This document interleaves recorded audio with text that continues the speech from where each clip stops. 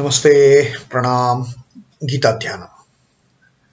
Om Parthaya Pratibodhitam Bhagavata Narayanena Swayam Vyasena Gratitam Purana Munina Madhye Mahabharatam Advaitāmrita-varshinim Bhagavatim Ashtadashadhyayinim Ambatvam Anusandadhami Bhagavad-gīte Bhavadveshinim.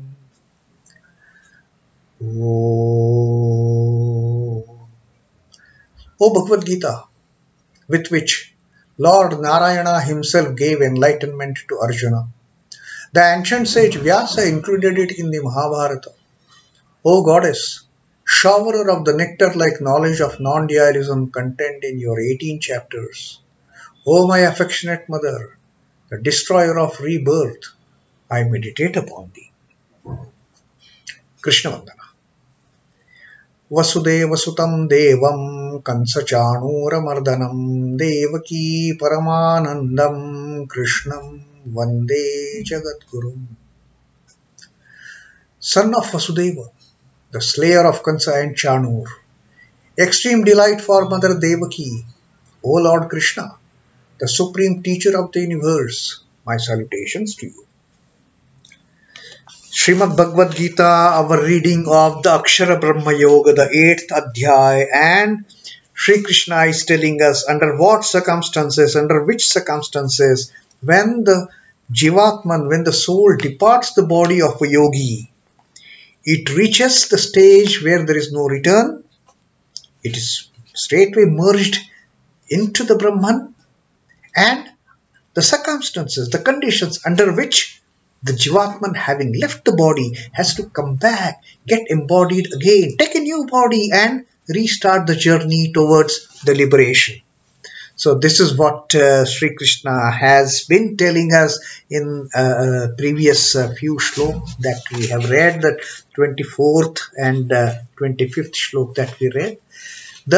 He has shown us, he has told us about the path of enlightenment and the path of ignorance, path of light and the path of darkness. What happens when the soul leaves the body of the yogi? Under the path of light, under the path of Agni, path of Jyoti, under the path of day, under the path of Shukla-kṛiṣhṇe, under the path of the 6 months of Uttarayana.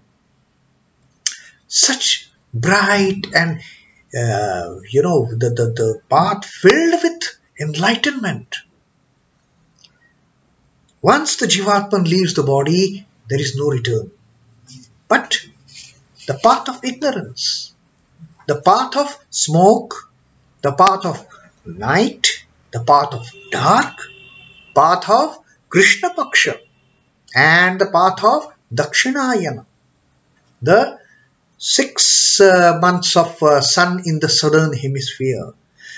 Under such dark phases, when the Jivatman leaves, under the phase of ignorance, when the Jivatman leaves, it has not got the enlightenment, so it cannot merge with the Brahman. So it reaches the lunar planes, the light plane of lunar light, and again it has to come back. Now this is what happens with the yogis. That is what Sri Krishna has told us in the 24th and 25th shloka. Now in this 26th shloka also that we are going to read today, Sri Krishna is going to sum up what he taught us in the 24th and 25th shloka. So let us see what the 26th shloka is about. Śhukla-kṛiṣhṇe gatī hyete jagataḥ śhāśhvate mate ekayā yātyanāvṛittim anyayāvartate punaḥ. Sri Krishna once again repeats the same Shukla and Krishna, the light, enlightened phase and the dark phase. Bright and dark phases. Śhukla-kṛiṣhṇe gatī hyete. These bright and dark phases, paths, verily are considered to be jagataḥ śhāśhvate mate. These are the eternal paths in this world. There is no other path. These paths have to be followed by all the jivatmas who are living the bodies of the yogis. Now remember, like we discussed last time, Sri Krishna is talking about the bodies of the yogis, not bodies of those adhama, those paradhama that Sri Krishna had told about, the people who don't tread the path of spirituality, or in short, the evildoers, the wretch. For that, Sri Krishna is not talking about whether it goes to Brahmaloka for non-return, it merges with the Brahma, or it reaches the lunar path and comes back again to tread again the path of the enlightenment. This is for these two paths Sri Krishna has talked specifically about the yogis. So, śhukla-kṛiṣhṇe gatī hyete jagataḥ śhāśhvate mate. These two are the eternal paths in this world. It has been deemed to be true. The bright and the dark path. Ekayā yātyanāvṛittim. Having followed one path, the path of Shukla, the path of brightness, there is no return. Anyayāvartate, there is no coming back. Anyayāvartate punaḥ. Avartate punaḥ. Anyaya. But the other path, the Krishna path, the path of darkness, the path of ignorance, that makes us come back again, that makes this jivatman avartate punaḥ. Again is, it has to come back and start the journey once again. Now here again, let us repeat the little bit of discussion that we had on this 24th and 25th shloka, that Sri Krishna is not talking the Shukla Paksha and Krishna Paksha as the actual phases of the time frame as such.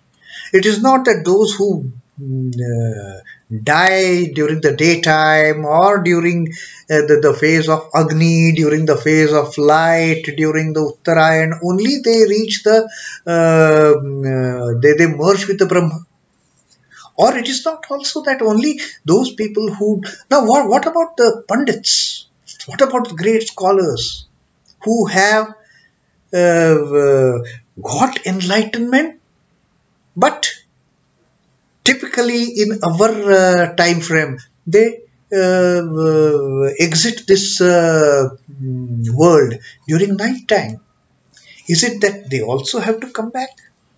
So that part, various scholars, they have described according to their philosophical inclinations, but most of the scholars, they agree on one point, that although in reality a person may die at the night time, but if that soul is enlightened soul, there is no coming back.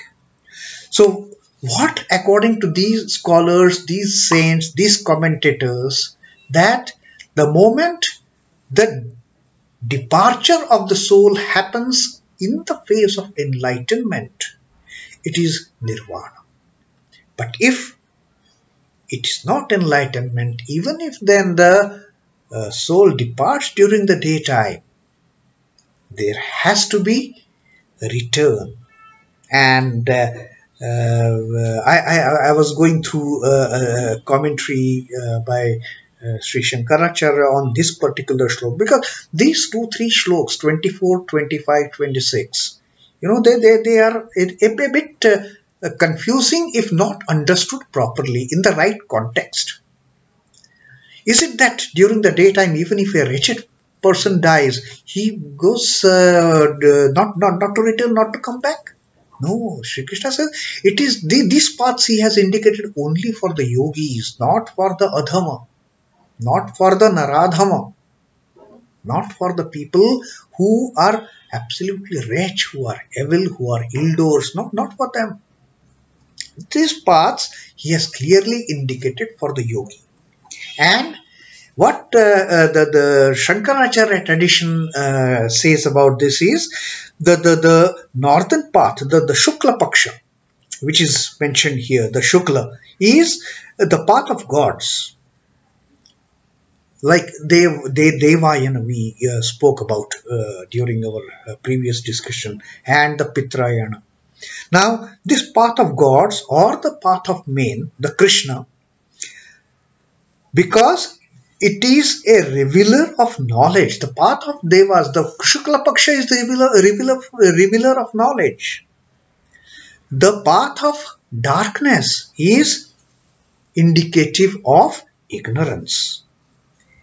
And therefore it is considered that when a person leaves the body, when the soul leaves the body with the knowledge, with enlightenment, that is a total freedom, that is a total liberation.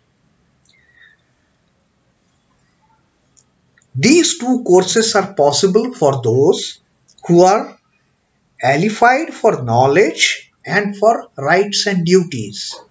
So one who is totally enlightened, there is no coming back.